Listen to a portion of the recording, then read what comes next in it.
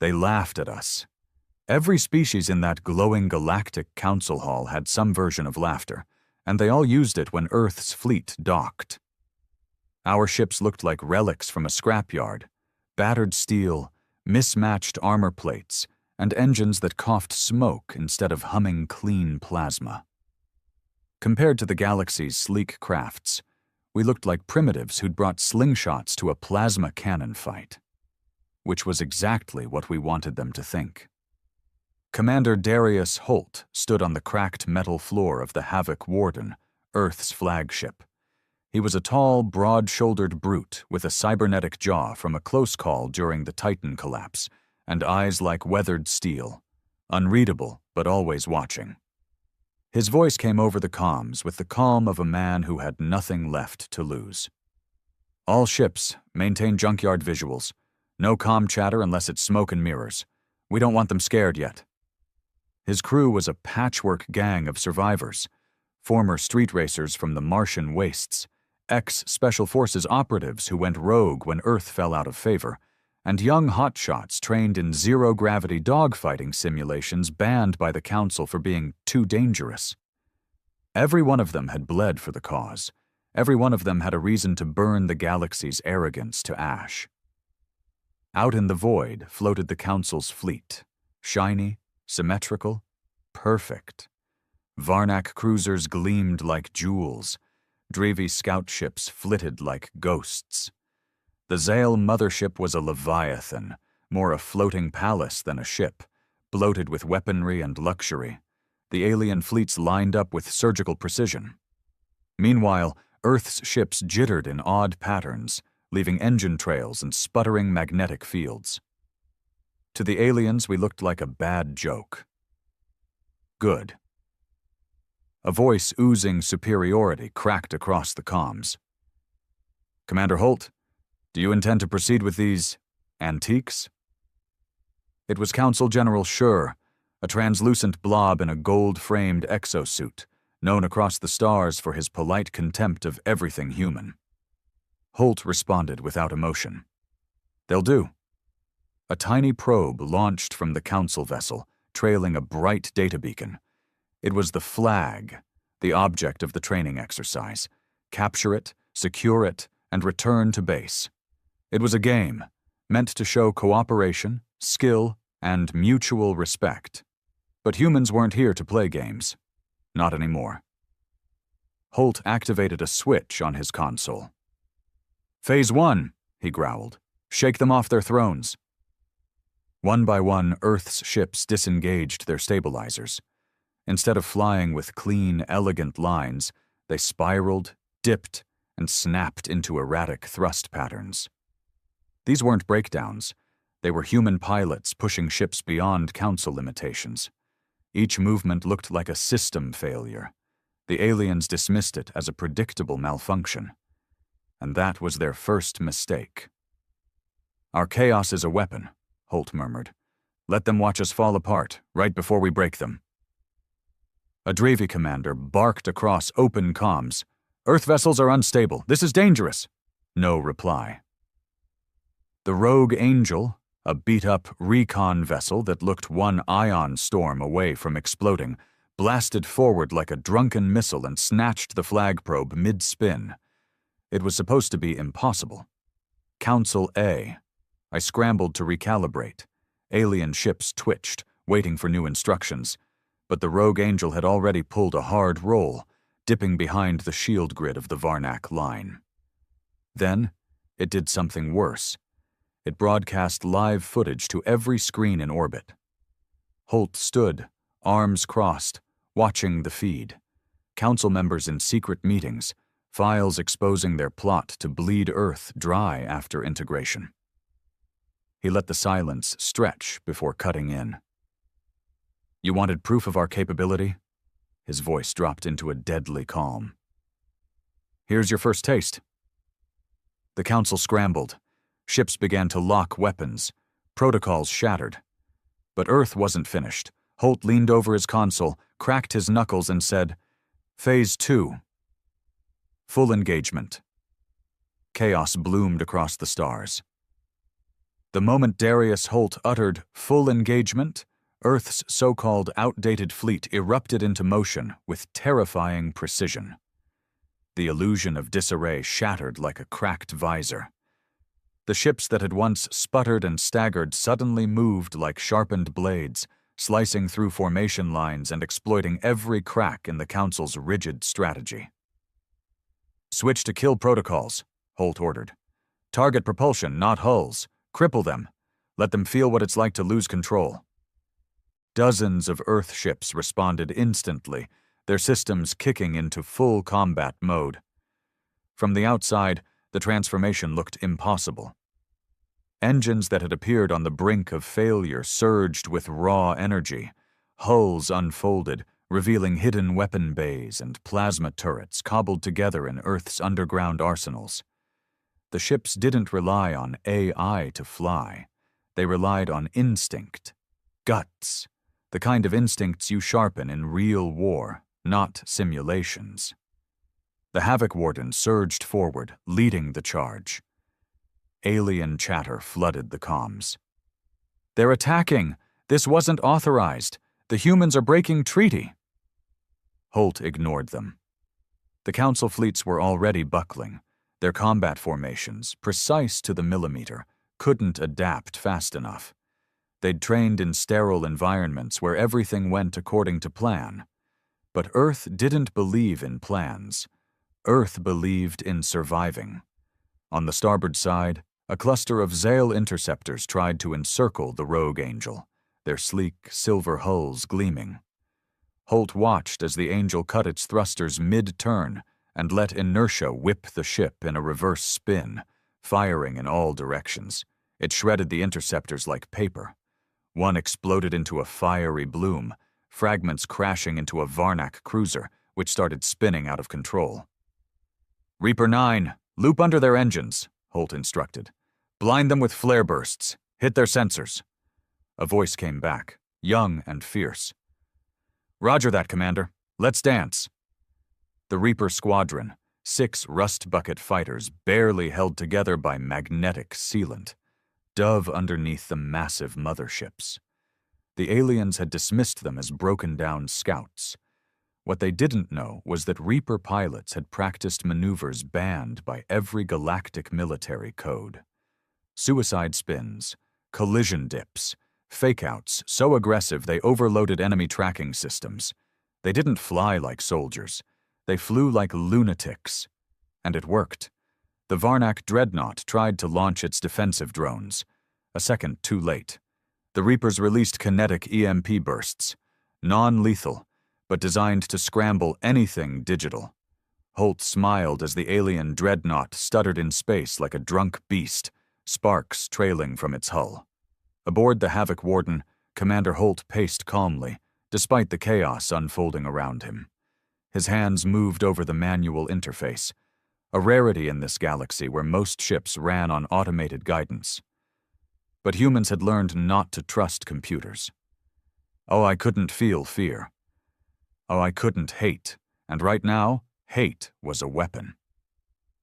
"They called us outdated," Holt muttered to himself, "but we remember what it means to fight for survival, not conquest, not politics, just survival." "Commander," came a voice from his tactical officer, a tall woman named Sergeant Vega. "Council reinforcements inbound, a 3rd wave. They're bringing in battlecruisers." "Good," Holt said. "Let them." On the display, the 3rd wave warped into view. Dozens of fresh ships with polished hulls and neatly aligned weaponry. Their formation was flawless. Holt didn't even flinch. "Activate fleet dust protocol." Vega raised an eyebrow. "You sure?" "That's all in. We've already jumped off the cliff. May as well fly." Fleet dust protocol was something only Earth could pull off, and only because no other civilization would dare try it. Every human ship began releasing fine clouds of reflective chaff particles, thousands of them, each the size of a grain of sand, but capable of mimicking heat signatures and scrambling targeting sensors. Within seconds, the battlefield became a storm of confusion. Council targeting A. I pinged thousands of false positives. Ships fired blindly, often at their own allies. A Drevi corvette shot down one of its own scouts. A Zal ship accidentally launched missiles into its own mothership's flank. The battlefield was now a maelstrom of panic and misfire. From his command seat, Holt gripped the edge and leaned forward. Initiate signal burn. Vega blinked. Commander, if we burn the signals now, we'll lose any chance of negotiations. There's no negotiation after this, just history. With a single code input, every human ship overloaded its communications beacons with raw white noise, blinding the Council fleets to each other's positions, making it seem as though Earth's fleet was everywhere at once. From the outside, it looked like madness, but it was controlled chaos, Earth's greatest advantage. Darius had spent years studying the Council's weakness. Their ships were perfect, too perfect.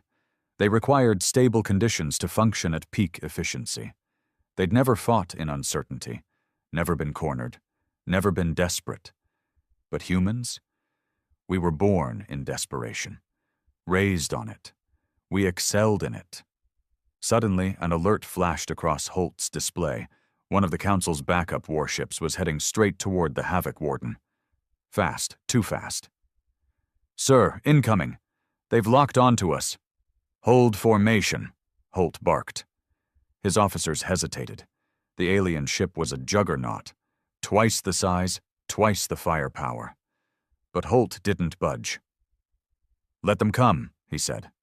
The alien ship drew closer, charging weapons. Holt waited, and waited. Then said, Fire coil lancers. Aim for starboard stabilizers. Twin bursts of purple energy exploded from the Havoc Warden, striking the approaching Council vessel right as it crossed a small debris cloud. Human-made wreckage from a destroyed cargo freighter. Except it wasn't destroyed. It had been loaded with magnetic mines disguised as junk. The mines detonated with surgical timing. The alien vessel twisted mid-air, its left engine flaring out, spiraling into a field of Earth's ships waiting like wolves in the dark. The humans pounced. You see that?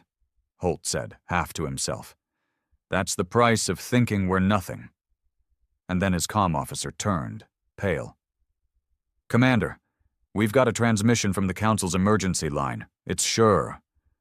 Holt's smile faded. Put him on. The screen crackled and flared.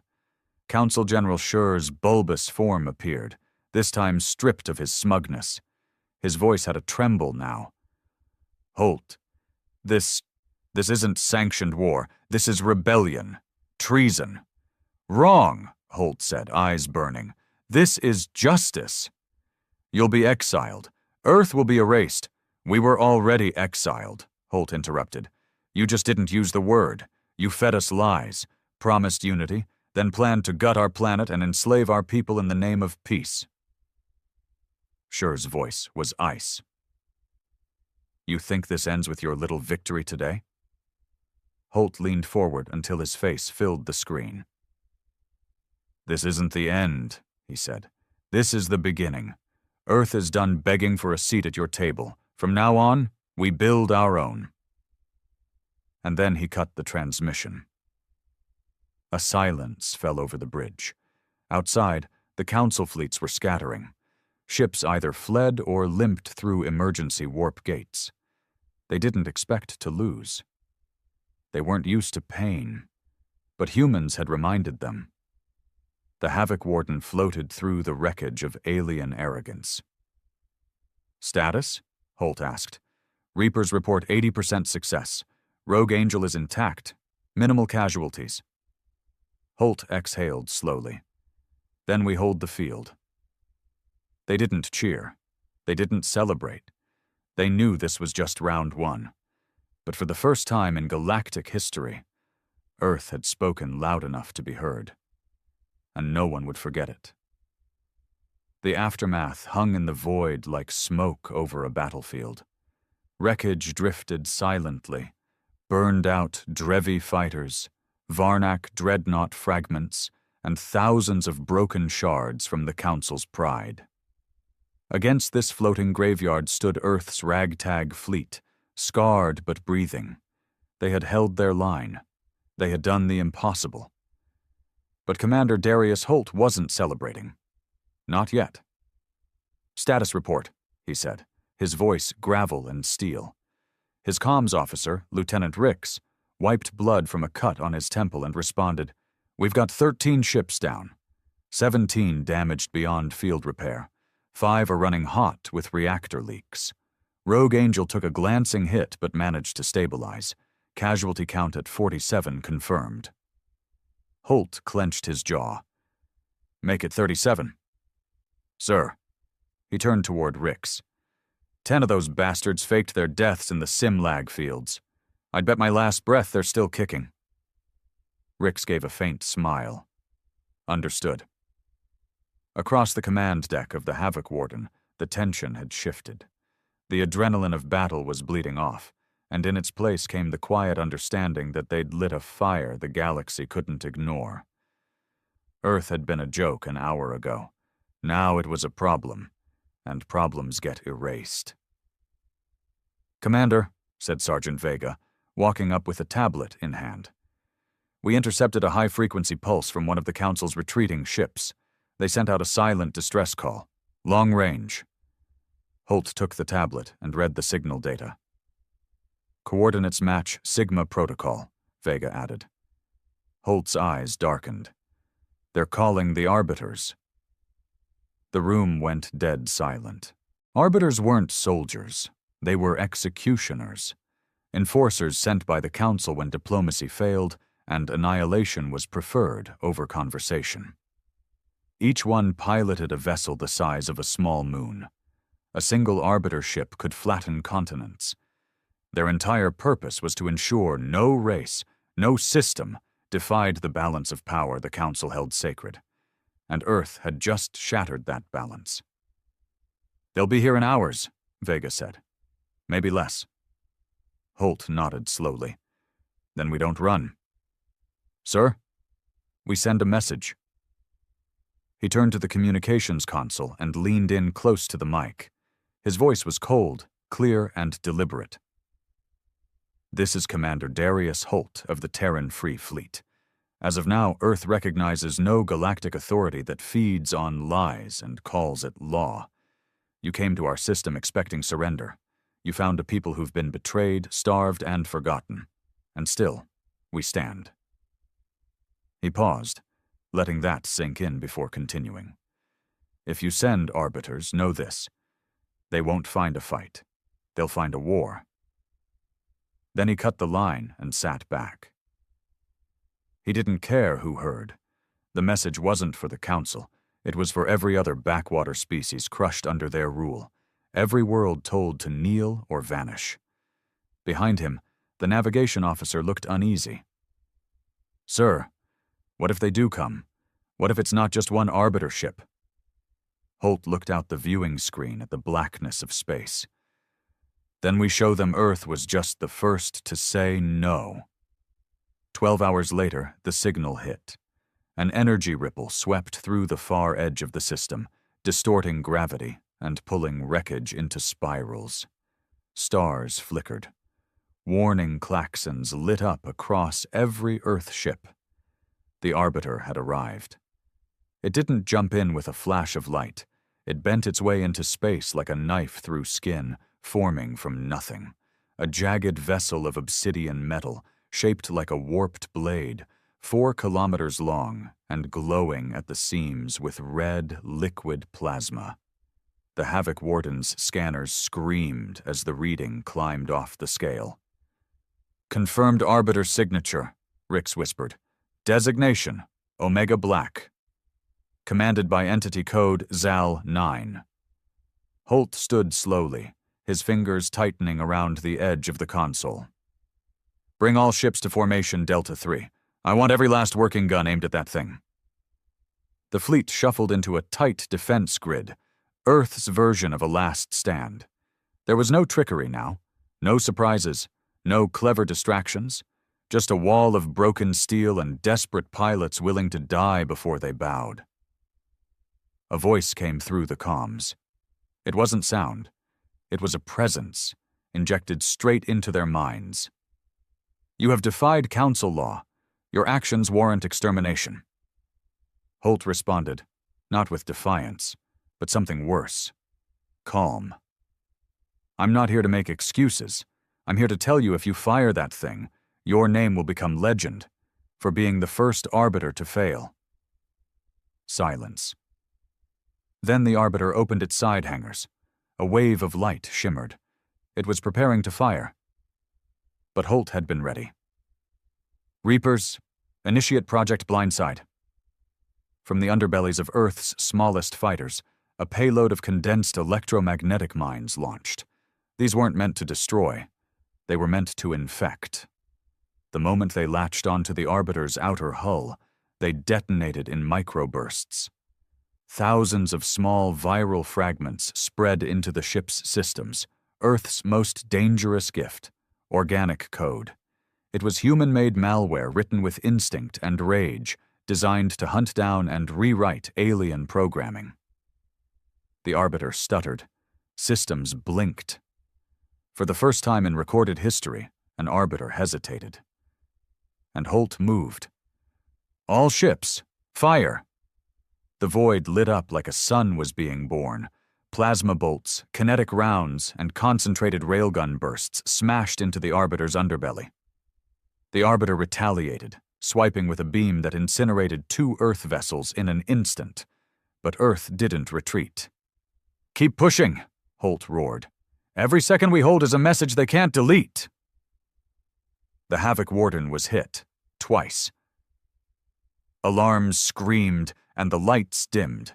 Sparks flew across the command deck. Vega shouted, "Shields are down! Hull breach in Sector 5! Holt slammed a fist into the panel. "Seal off Sector 5. Redirect power from life support if you have to. We end this here." Outside, something began to change. The viral code Earth had injected was spreading faster than expected. The Arbiter's weapon system started malfunctioning. One cannon backfired. Another overloaded and exploded in a chain reaction across its right flank. A moment of weakness. "Now," Holt barked. "Fire the Thanatos cannon." The weapon had been Earth's last-ditch experiment, a magnetic rail spear made from neutron star fragments. One shot only, unstable, possibly suicidal. But it worked. The cannon charged, glowing white-hot. Then it launched, a single spear of death that tore through space and impaled the Arbiter mid-hull. A ripple of energy burst out like a shockwave. Alien alloys cracked. Systems buckled. The Arbiter reeled. And then, impossibly, it turned and retreated. The creature inside, Zal 9, realized what the Council hadn't. Earth was no longer prey. It was proof. Proof that a planet with no resources, no allies, and outdated ships could still bring down a god. When the Arbiter disappeared into the folds of space, the silence it left behind was deafening. On the bridge of the Havoc Warden, nobody moved. They just stared at the spot where death had been, and where Earth had survived. Rick sat down slowly, exhaling like a man who'd been holding his breath for a week. We beat it." Vega shook her head in disbelief. "We survived an Arbiter." But Holt didn't look relieved. He looked tired, because he knew survival came at a price. "Get a message out," he said quietly. "To every colony, every fringe planet, anyone who's ever been stepped on by the Council. Tell them what we did here." He looked out the viewport, voice lowering to a whisper. "Tell them Earth stood up and didn't fall." 3 days had passed since the Arbiter fled. The Havoc Warden floated quietly above the scorched rings of the Tau Sigma sector. The wreckage from the battle still drifted like a graveyard of forgotten glory. Human engineers moved across the hulls in exosuits, patching wounds and scavenging parts from destroyed Council crafts. There were no cheers, No parades, only silence, sweat, and a growing sense of something heavy rising in the galaxy's throat. Because humanity had done what no one thought possible. They didn't just fight the Council, they survived. Commander Darius Holt stood in the war room with a datapad in hand, reading the third wave of encrypted responses they'd received from fringe worlds. Dozens of them, some barely clinging to civilization, had heard the broadcast Earth sent after the battle. The message was short but potent. "We bled for this sky. You don't have to kneel anymore." The responses ranged from stunned silence to shaky pledges of support. A colony on Virex 5 dismantled their Council observation outpost and raised Earth's flag, nothing more than black cloth marked with a white star. A mining world in the Riken Drift declared its independence.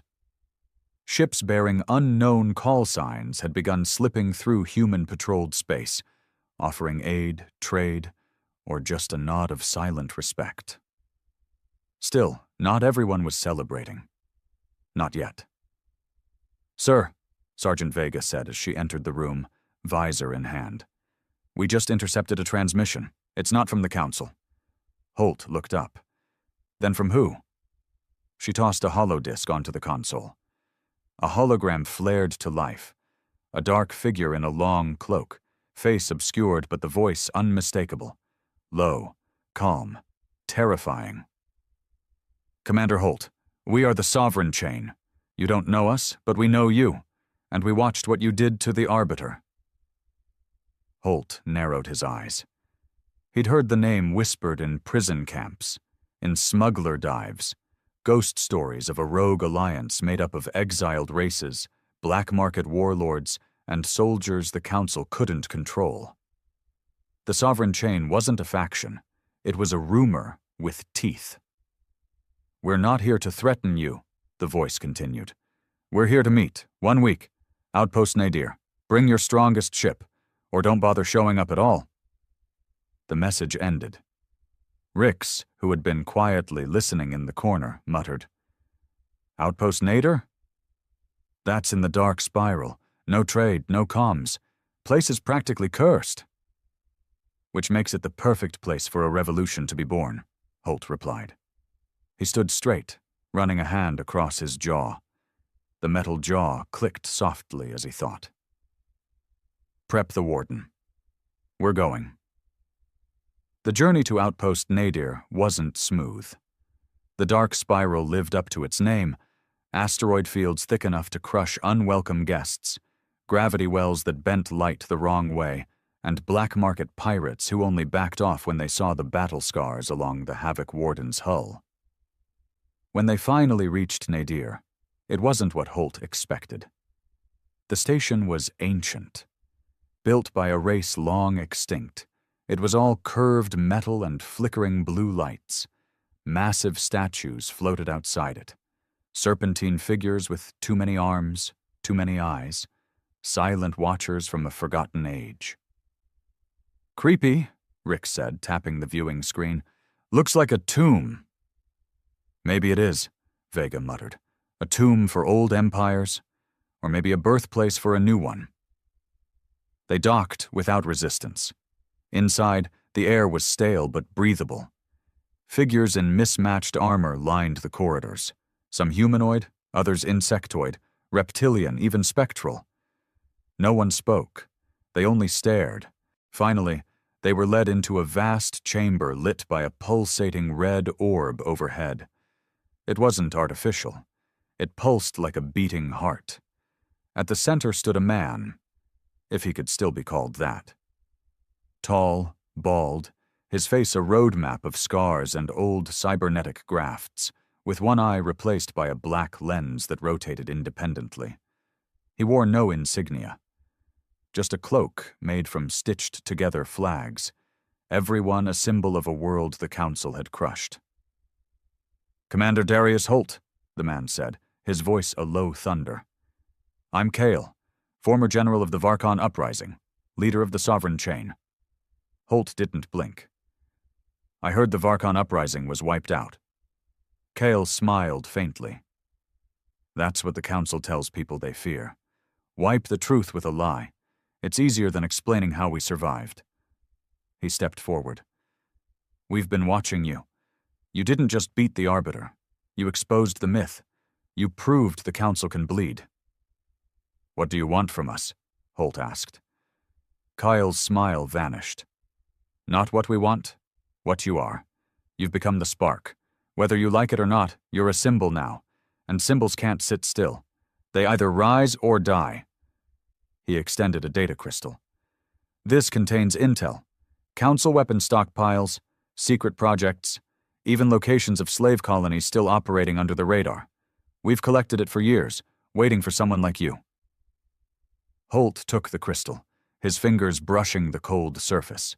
It was heavy, not in weight, but in consequence. You want me to lead your rebellion? He asked, voice flat. Kyle shook his head.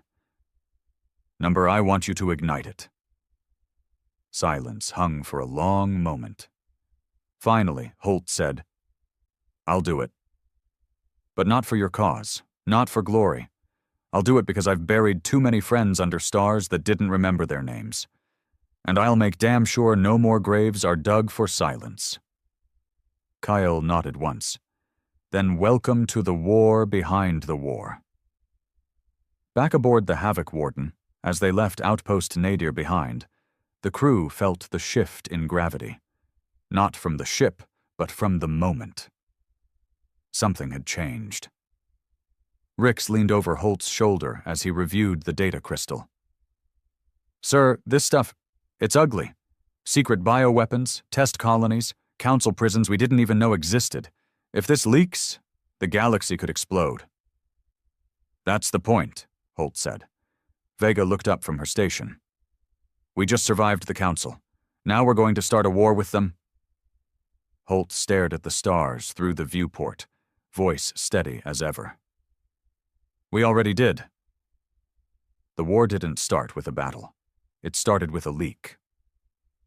3 days after leaving Outpost Nadir, Commander Darius Holt made the call that would light a fire across half the galaxy. He transmitted the data crystal, Kyle's damning cache of secrets, into the Council's secure frequency bands. Not encrypted, not hidden, broadcasted. Every planetary newsfeed, every trader ship, every fringe world still clinging to hope. They all received it. Raw footage of Council experiments on hybrid species, recordings of slave labor camps on moons they'd declared uninhabitable, audio of Council generals discussing the calculated extermination of non-cooperative colonies, and the image that stuck with everyone, a child. Thin, shivering, chained in a metal pen. Her eyes were the same pale blue as the Council's official crest. Holt let it all loose. He didn't care about politics anymore.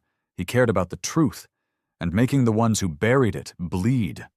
Back on the Havoc Warden, the bridge was dead silent as the final broadcast played out on the main screen. Holt stood, hands clasped behind his back, jaw clenched. Rix broke the silence. We just took a match to a powder keg. No, Holt said, eyes locked on the screen. We lit a torch. The response was immediate. The Varnak Consortium declared martial law across 6 sectors. The Dravi High Command issued denials and deployed suppression fleets.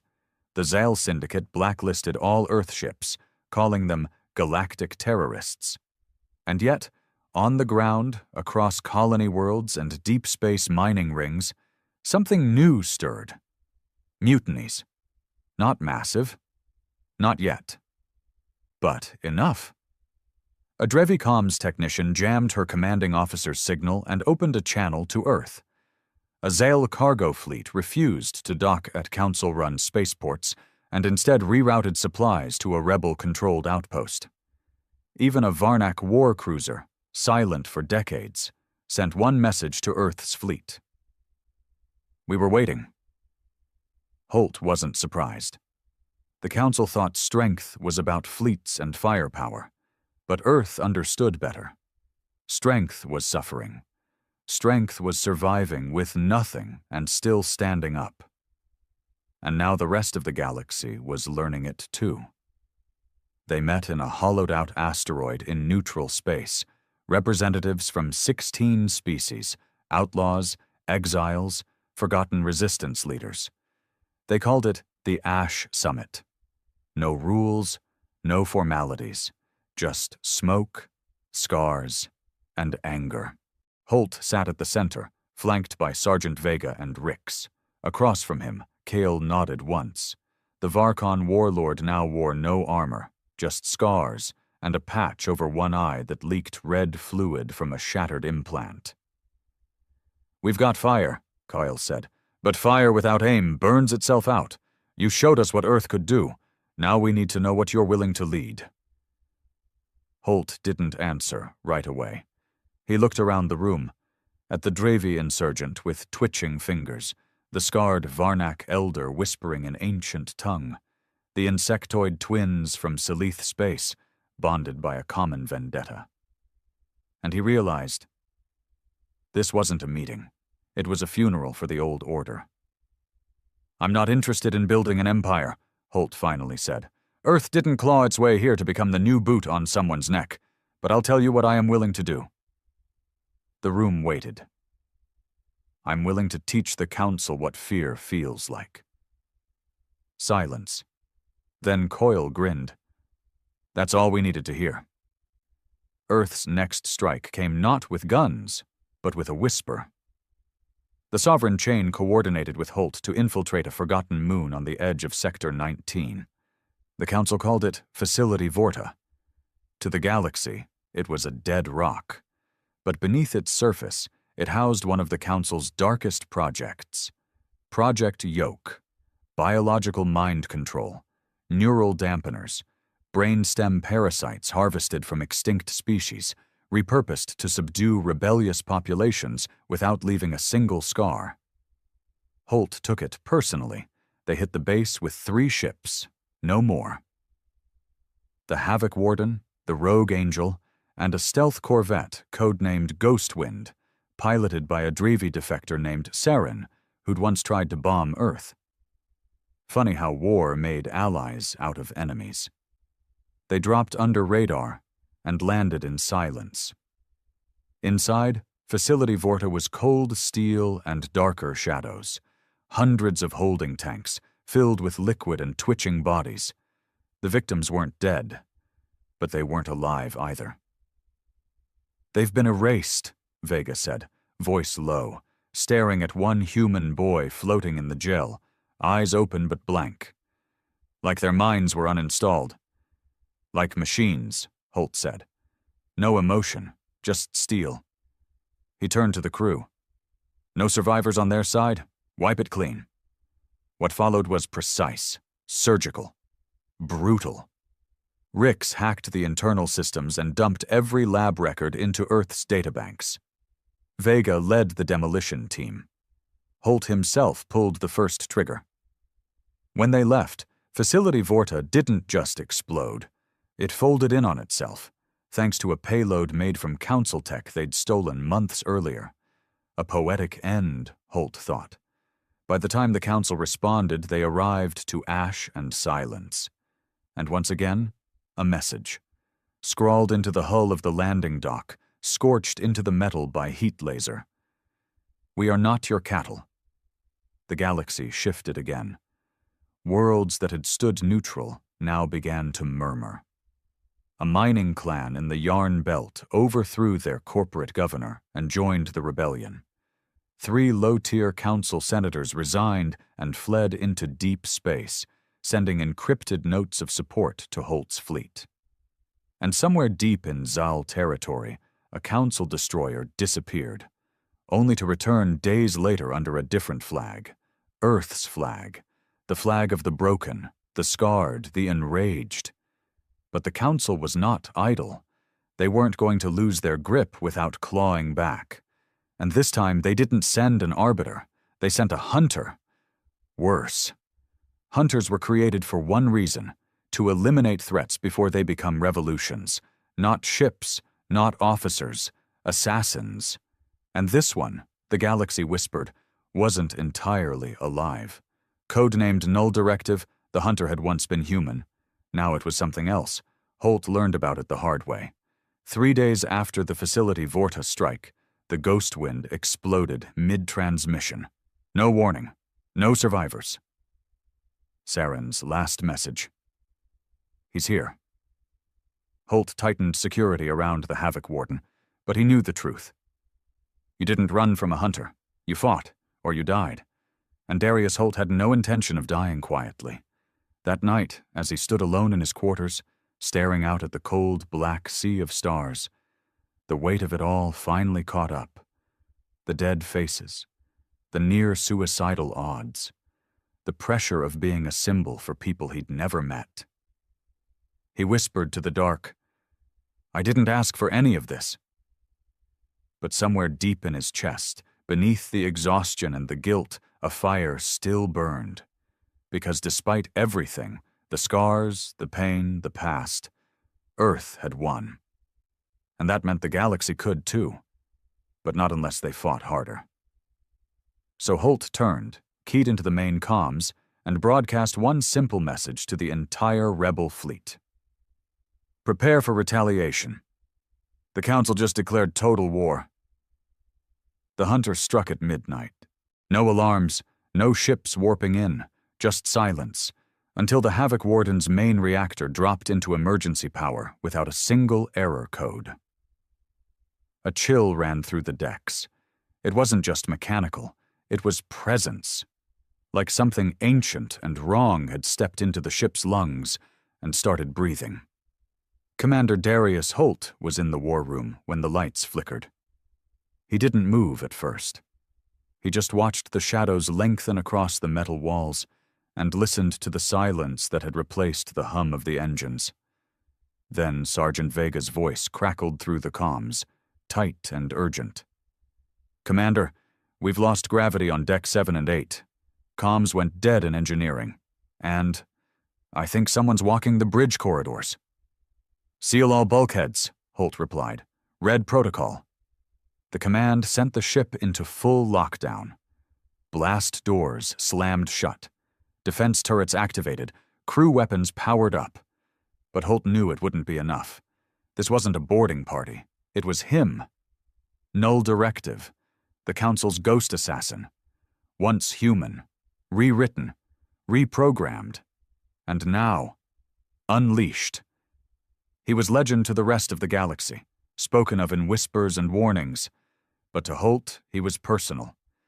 Years ago, before the stars knew Holt's name, before Rebellion, there'd been another commander, another war, and another man, Elias Rhine, Holt's best friend, closer than a brother, killed in a botched Council operation on Valeris Prime.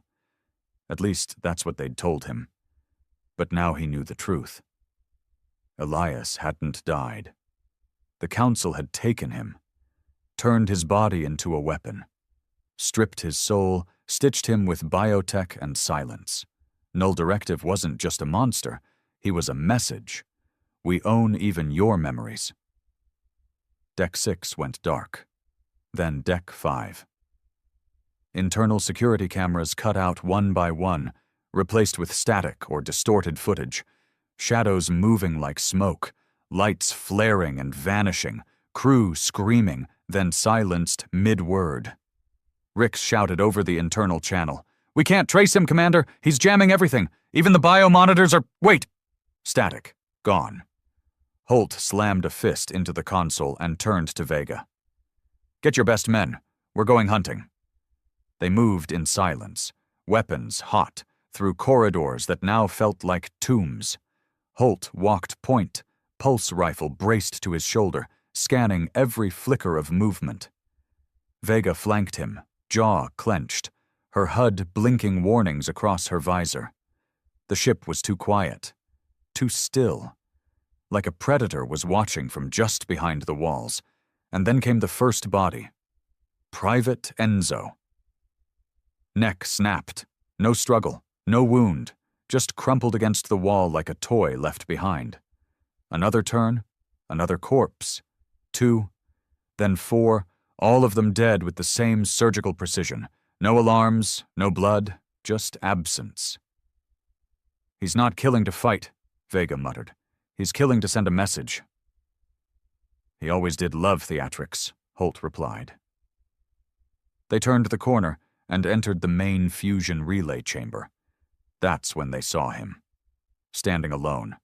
Not armored, not bulky, just still.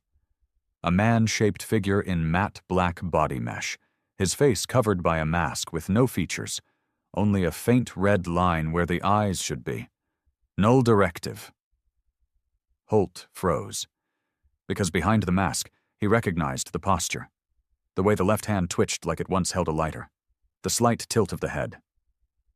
"Elias." "Don't," Vega whispered, raising her rifle. "I have to," Holt muttered. He stepped forward. The assassin didn't move. "You remember me?" Holt asked. "Because I remember you." "Nothing." Holt took another step. "You used to laugh like a bastard. You drank too much, smoked in the engine room, and you saved my life more times than I deserved." The assassin's head turned slightly. "You're not a machine," Holt continued. "You're what they made when they couldn't kill your loyalty. So they carved it out, and now you're empty." A flicker. A tiny pulse in the red slit across the mask. Recognition? Glitch? Holt couldn't tell. "Elias, come back." The assassin lifted a hand, not to strike, but to slowly remove the mask. It hissed as it disconnected.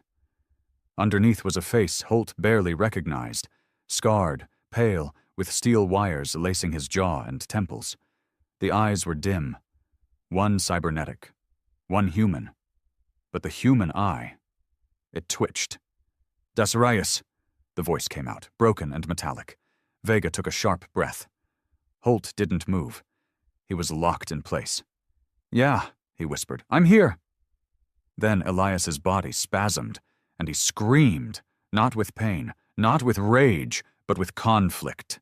His body twitched, joints locking, lights flashing across his implants. "They're inside me," he gasped. "No choice." "You have a choice now," Holt said, stepping closer, ignoring Vega's silent protests. "They said, if I hesitated, everyone would die." Holt nodded. "Then don't hesitate." The lights in the chamber flared, and Elias lifted his arm. A weapon slid from his wrist, pointed at Holt's heart. Vega shouted, "Move!" But Holt stood still. "I'm not going to fight you," he said softly, "because you're already fighting yourself." Elias's arm shook. Then he turned it and fired into the wall. The explosion sent debris across the room. Sparks. Fire. But Holt and Vega were untouched. The assassin fell to one knee, clutching his head. I broke the lock," he whispered. "But they're coming. They sent another." "Another what?" Vega asked, but Holt already knew. "They never send one hunter. They always send a backup." Elias, no longer just null directive, stood slowly. His body still trembled. His voice was shredded. "I can't undo what I did." "You don't have to," Holt replied. "Just help me stop what's next." Elias nodded slowly. Then his face hardened. "There's a new project. Something worse than arbiters. Worse than me." Holt's blood ran cold. "What is it?" "They call it the Echo Fleet." Back on the bridge, the lights flickered back on. The crew slowly came out of hiding. Rix returned with burns along one arm, but alive. Half the comms were still jammed, but life support had stabilized. And Holt walked onto the deck with a new passenger behind him, a man once dead, now reborn. Elias Rhine. There were no cheers, just stunned silence. Vega turned to Holt. "You sure this is a good idea?" "No," Holt replied, "but we're out of good ideas." He turned to Elias. "You said Echo Fleet. What is it?" Elias took a breath. The kind of breath you take before speaking a name no one wants to hear. "They're building perfect copies, not ships, people, soldiers, leaders, from every rebellion they've crushed. They're taking the best of every enemy and making them loyal. He looked at Holt. They made a version of you. Holt didn't flinch. Then I guess I'll have to kill myself. Rix groaned in the corner. That's the most Holt thing I've ever heard. Elias looked back at the stars. They're launching the first wave in 7 days. From a facility hidden beneath the Black Echo Nebula. You'll never get near it. Holt leaned forward, fire in his eyes. Wrong. He cracked his knuckles. They've never had to fight a dead man, a ghost, and a ship full of lunatics who know how to turn rust into rockets. He turned to Vega and Rix. Prep the fleet. Then he looked at Elias. And find me something to kill my copy with. The Black Echo Nebula didn't appear on any civilian star charts. Officially, it didn't exist. Unmarked, unscanned, and unacknowledged, it floated beyond Sector 46 like a stain in space. Where other nebulas shimmered with color, the Black Echo was a void, a churning mass of anti-light, dense gravitational bends, and silent pulses that made sensors bleed static. Only the Council could hide a facility in a place like that. Only Earth would be stupid enough to fly into it. Commander Darius Holt stood in front of the tactical display aboard the Havoc Warden, now rearmed and reinforced after 3 grueling days of emergency repairs. Half the ship still ran on patched software, and the engine core groaned under pressure like a wounded animal. But it could fly, and that was enough. Once we cross the perimeter, we're blind, said Rix, tapping the nav panel. No scans, no communications, no long-range jump capability. You go in, and it's just us versus whatever's waiting. Holt glanced at Elias Rhine, his former friend, now turned living warning sign. What's waiting? Elias stared at the void on the screen. Ghosts of us. He pointed to the swirling black mass. This nebula masks quantum signature cloning. They've been copying command styles, neural patterns, even instinctual combat response data. They studied every rebel, every defector, every commander the Council has ever faced, and they built copies. Not clones, not AI, synthetic composites, powered by harvested nervous systems. Vega narrowed her eyes. You mean they're people? No, Elias replied. They're weapons that look like people, no conscience, no soul, just your worst enemy in your own skin. Holt gave a faint grunt. Great, I've always wanted to shoot myself in the face. He turned to the crew. This is not a battle, it's an infiltration. We get in, locate the core facility, sabotage their deployment systems, and shut down production. We don't fight unless we're cornered. We move fast, cut deep, and get out. Rix raised a hand. And what if we do get cornered? Then we fight like hell. The Havoc Warden entered the Black Echo like a ghost slipping through a wall. Within seconds, light vanished. Stars disappeared. The ship's external viewports turned black. They weren't looking at empty space. This was a nebular mass designed to consume light itself. Like a predator made of gravity. And the crew felt it. Not just in their eyes, but in their bones. The Warden's hull creaked. Lights dimmed. Even conversation on the bridge became muted, like voices were being swallowed. Holt gritted his teeth and focused on the outdated analog controls.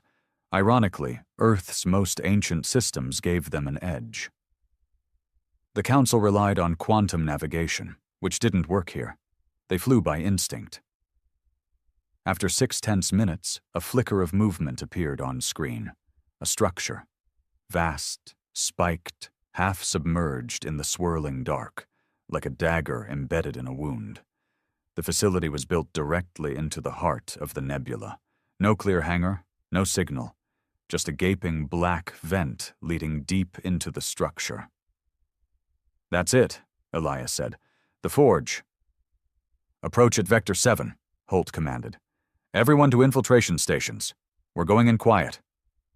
The boarding team consisted of Holt, Vega, Elias, and 5 hand-picked specialists, engineers, saboteurs, and 1 ex-con with an arm-mounted mini-nuke.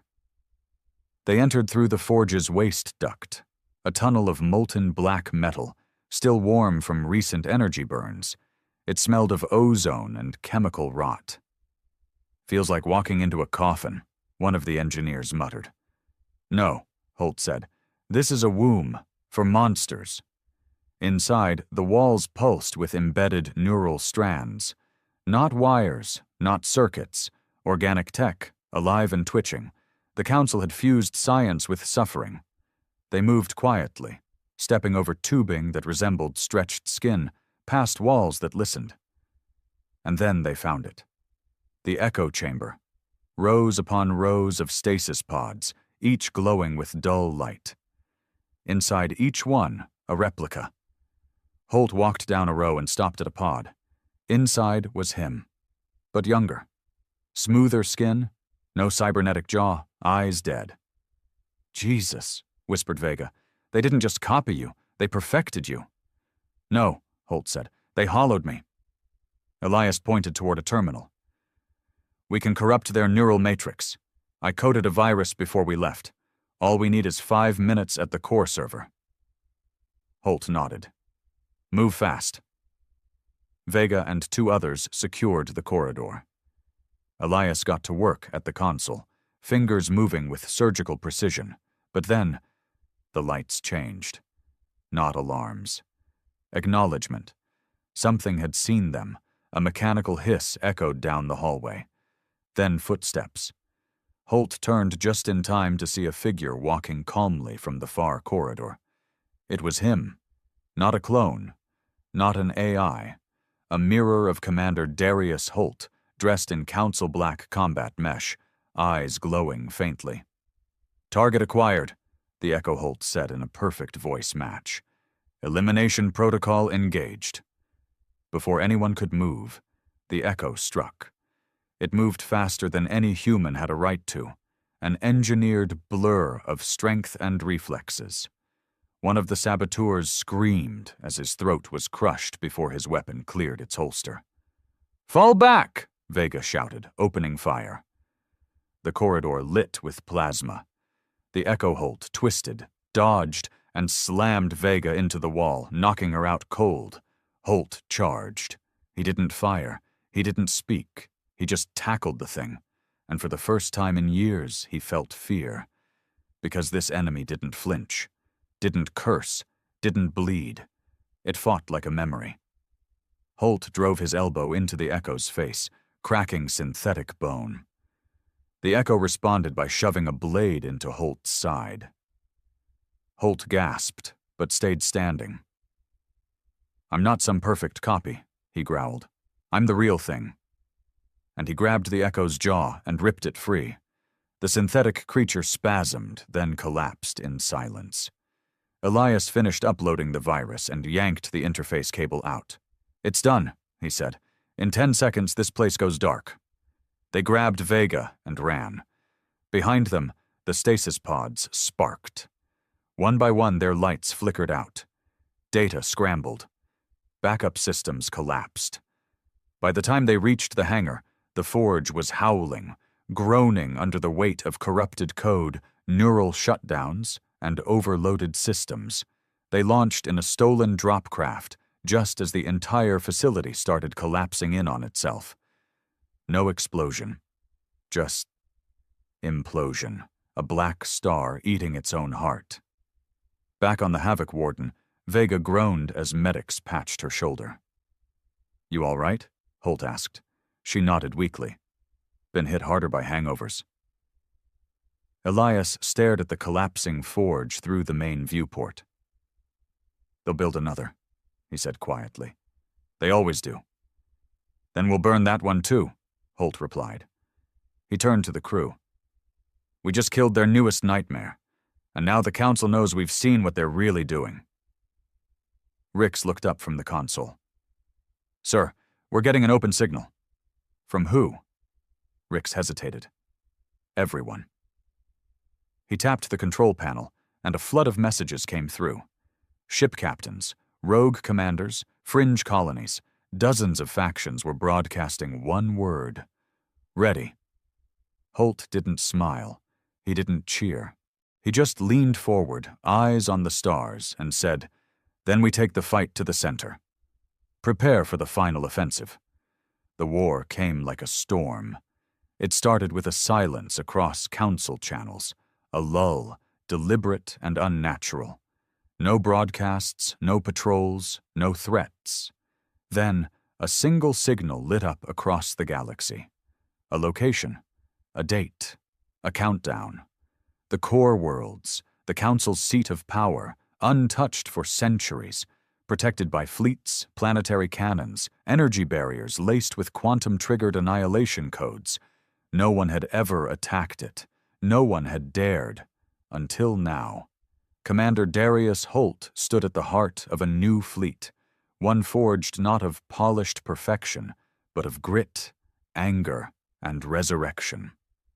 Earth's battered crafts were joined by Varnak warbeasts, Drevi Spectre ships, pirate frigates flying no flags, and rebel units that had crawled out of the shadows at last. Above them all floated the Havoc Warden, no longer limping, no longer ashamed. Its hull was reinforced with salvaged Council alloy. Its weaponry fused Council tech with raw Terran engineering. Every scar had been repurposed into armor. Holt looked out across the formation. Hundreds of ships, each crewed by people who'd bled under Council boots. This was not an army. It was vengeance with engines. "Status?" he asked, arms crossed. Rix, now acting as fleet coordinator, spoke without looking up. "Jump drives are green. Echo signal interference holding at 0. All sectors report go. And Commander?" "Yeah?" He smirked. "We're scaring the hell out of them." "Good." Behind Holt stood Sergeant Vega, still recovering from the Echo facility, now fitted with an upgraded neural brace on her shoulder. Beside her, Elias Rhine, once a ghost of Council programming, now fully reawakened, calm and sharp. Holt didn't give a speech. He just said one word: jump. The fleet surged through space in ripples of blue light. The final jump. The last stand. No fallback plan, no diplomatic exit. They emerged in the heart of the Council system. And what they saw wasn't defense. It was desperation. The Council hadn't called reinforcements. They'd summoned everything, entire fleets, orbital mines, automated defense satellites pulsing with red light. Even half-finished arbiters floated in dry dock, activated early in a panic. And at the center, like a wound in the galaxy, floated Virelion, the Council core world, golden domes, ivory towers, and a city so pristine it never believed war would touch it. It was about to. "All ships," Holt commanded over the fleet-wide channel. "Split into tridents, hammer lines hard. Don't let them regroup. We breach orbit within the hour." Kyle's Varkon fleet took the lead on the right flank. The Drevi Phantom cruisers vanished, cloaking instantly as they dove under planetary defenses. Holt's own core unit pushed dead center, slicing through the automated grid with the stubborn fury of humanity. The battle began not with an explosion, but with a scream. The scream of thousands of suppressed voices finally released. The sky burned with plasma. The Havoc Warden charged straight through the opening wedge. Its newly fitted spear cannon fired kinetic blasts that shattered 3 Zale carriers in quick succession. Holt barked orders, switching manually between gunnery stations. Rix called out, "We've got heat from the North Arc. 4 interceptors closing fast." "Let 'em," Holt growled. The interceptors approached, but found their targeting scrambled, jammed by Elias, who uploaded Earth's chaos virus through a line-of-sight burst. One interceptor turned on the others. The rest spun out of control. "Warden to all ships, form on me. Target the central orbital ring. We breach Virelion now." The rebel fleet converged. Hundreds of ships focused fire on a single orbital point, a weak seam in the Council's upper defense station. The structure began to crack. Then it exploded inward from the inside. A council corvette had turned. It opened a signal. "We've had enough." The station failed. The planetary shield shimmered and dropped. Now the surface was vulnerable. Holt led the drop team personally. He, Vega, Elias, and 2 squads of ground troopers boarded an assault pod and slammed into Virelion's central citadel like a warhead. The city was alien in its beauty. Clean skies, marble streets, trees genetically engineered to bloom forever. A utopia built on bones. And those bones were rising. Civilians, once silent, once too afraid, began flooding the streets, tearing down statues, screaming with years of rage. The illusion had shattered. Now came the reckoning. They stormed the citadel steps. Council guards in gold armor stood their ground. Holt didn't slow. The first line fell to pulse rifles, the second to Elias, who moved like a whisper, slicing through combat protocols before they even executed. Inside the council chamber, the last of the ruling caste sat in circles, 8 beings of various species, dressed in ceremonial garb, eyes filled with disbelief. "You can't be here," one croaked. "We are," Holt said. "You don't understand. We do. You're destabilizing the galaxy." Holt walked forward and placed his rifle on the marble table. "Number. We're resetting it." He nodded to Elias. The assassin uploaded the virus into the chamber's control terminal, broadcasting their surrender, their lies, and their failure to every world still under council flag. One of the counselors tried to activate a dead man switch. Elias shot her without hesitation. "Guess I'm still useful," he muttered. Outside, the fleet stood silent as Virelion's golden crest was replaced with a new one, black cloth marked with a white star. The flag of Earth, the flag of defiance, the flag of truth.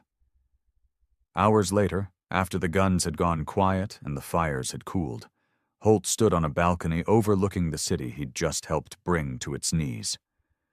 Rix approached, dirty and bloodied, but alive. "Fleet reports minimal losses. Varkon ships are mopping up stragglers.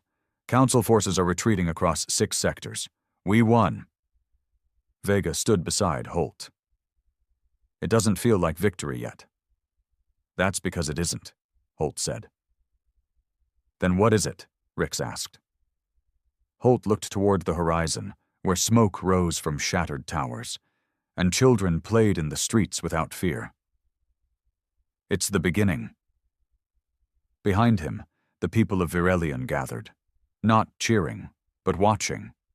And then, slowly, they knelt, not in submission, but in understanding.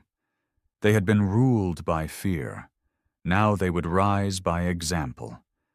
That night, Holt gave a speech, not from a palace, but from the citadel steps, standing on rubble, blood still on his boots.